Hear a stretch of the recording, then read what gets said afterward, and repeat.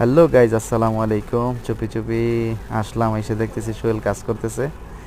আজকে কামের চাল ছিল না, তারপরও 4 জন ওয়ার্কার আর আমরা সুপারভাইজার আছি 2 জন।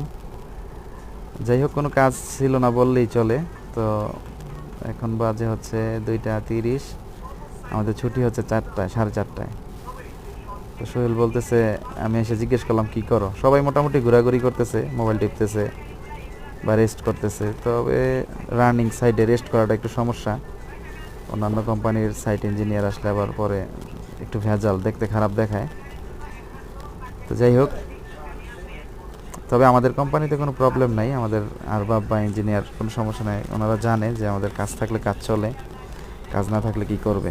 অলরেডি আমি ফোন দিছি ড্রাইভার পাঠানোর জন্য যে আমাদের কাজ শেষ হয়ে গেছে। তো যাই হোক, সবাই ঘোরাঘুরি করতেছে। সোহেলকে জিজ্ঞেস করলাম তুমিও রেস্ট করো, বলতেছে না, কোম্পানির লস হয়ে যাবে না, এই জন্য এর্থ কানেকশনগুলো করতেছি। দেখেন, এভাবে কাজ করতে হয়, বুঝছেন।